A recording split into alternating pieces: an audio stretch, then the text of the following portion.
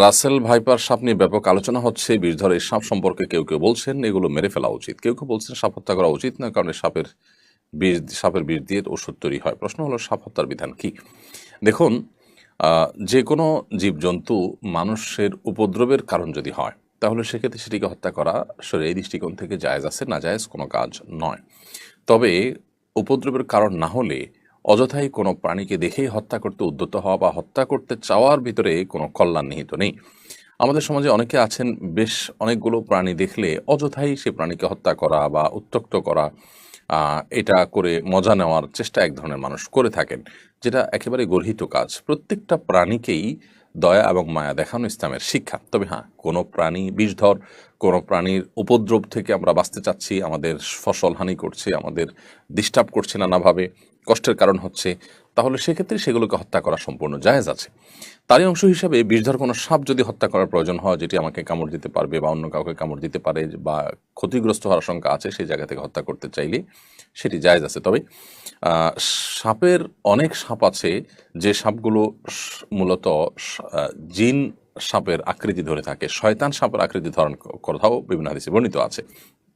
এক্ষেত্রে যদি সে জিন হয়ে থাকে সেজন্য চলে যায়, এই মর্মে ৩ বার বলে তারপর যদি তার অনিষ্ট থেকে বাঁচার জন্য হত্যা করার প্রয়োজন হয়, হত্যা করার জায়েজ আছে, সে মর্মে হাদিসে বর্ণনা রয়েছে।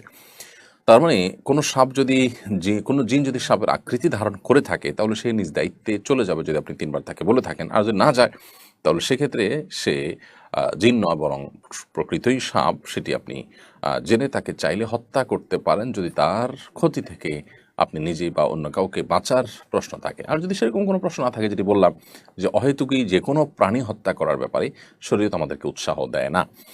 আর সাপের বিষ দিয়ে ওষুধ তৈরির কথা যেটি বলছেন, যে বন্য সাপ দিয়ে সাধারণত ওষুধ বানানো হয় বলে আমার জানা নেই। ওষুধ বানানোর জন্য আলাদা খামারে সাপ পোষা হয়, পালিত হয়, সেখান থেকে সেগুলো থেকে ওষুধ তৈরি করা হয়। অতএব এই বন্যা, রাস্তাঘাটে, খালে বিলে চলা সাপ ধরে ধরে তার ওষুধ তৈরি করা হয় না। এগুলো মানুষের উপদ্রবের কারণ হলে সেগুলোকে, ক্ষতির কারণ হলে সেগুলোকে হত্যা করাতে শরীর দৃষ্টিকোণ থেকে মৌলিকভাবে নিষেধাজ্ঞা নেই।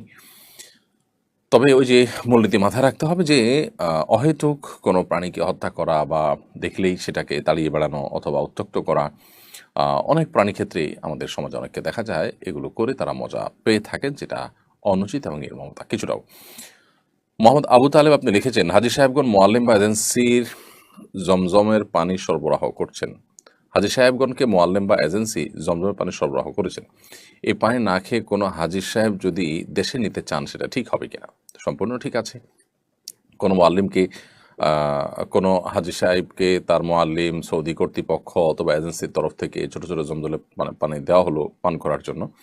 দেওয়ার পর এটার মালিক তিনি, তার পানি এটা না খেয়ে যদি রেখে দেন, দেশে নিয়ে আসতে চান, তিনি অন্য পানি খান, সেটা একান্ত তার ব্যাপার, সেটা জায়েজ আছে।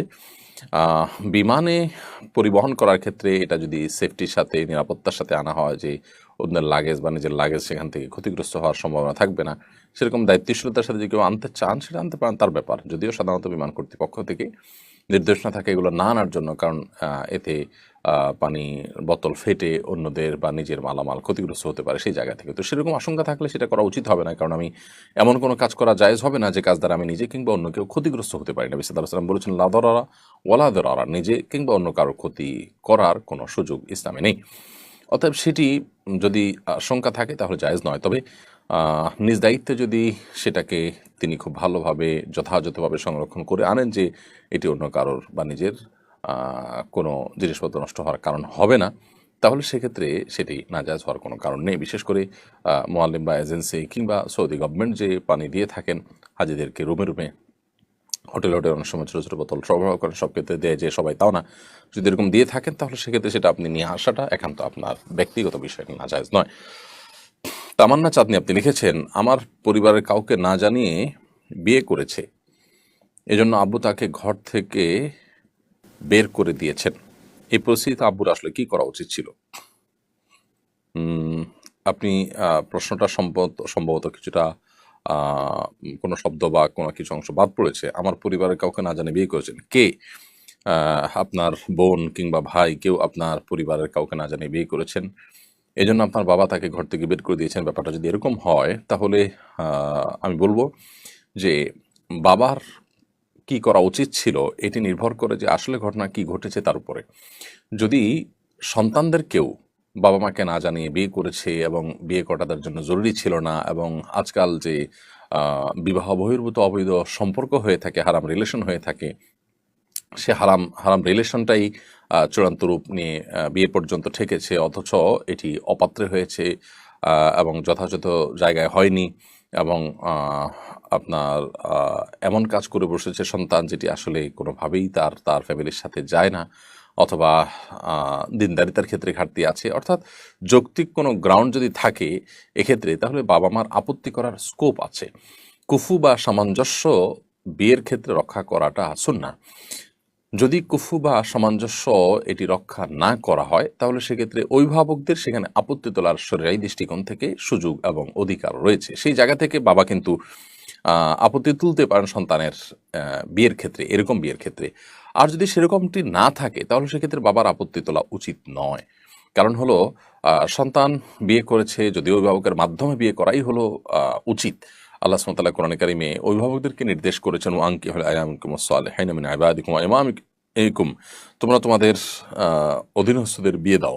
এটা অভিভাবকদেরকে আল্লাহ নির্দেশ করেছেন। অতএব এটি অভিভাবকদের কর্তব্য। হ্যাঁ, কোনো অভিভাবক দেরি করেছেন, সময় পার করেছেন, দিচ্ছেন না, গড়িমসি করছেন, তার দিনের বুঝ নেই, তাহলে সেক্ষেত্রে সন্তান নিজ উদ্যোগে বিয়ে করার জন্য তিনি সচেষ্ট হতেই পারেন। বিশেষ করে ছেলে সন্তান হতে নিজের উদ্যোগে করতেই পারেন সবার মতে, আর মেয়ে সন্তান হলে হানাফি মাযহাব অনুযায়ী প্রাপ্তবয়স্ক হলে নিজে করতে পারেন। তবে সর্বাবস্থা অভিভাবকদের মাধ্যমে এটি করাটা হলো উত্তম এবং উচিত, এবং শরিয়া সেই নির্দেশনাটাই করে।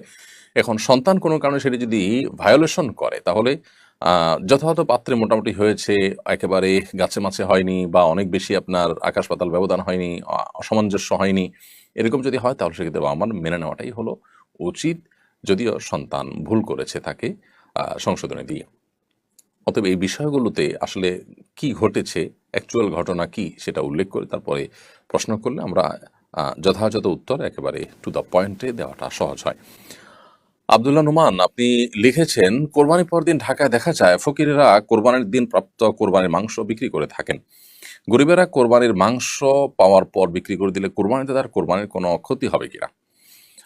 ভাই আব্দুল্লাহ নোমান, আপনার প্রশ্ন উত্তরে আমরা বলতে চাই যে কোরবানির পশুর গোশত এটি গরিব এবং অভাবী মানুষরা পাওয়ার পর এটা একান্তই তাদের অধিকার, এবং তারা তাদের গোশত নিজেরা খাবেন, নাকি বিক্রি করে দিবেন, না অন্য কাউকে দান করবেন, সেটা একান্ত তাদের ব্যাপার।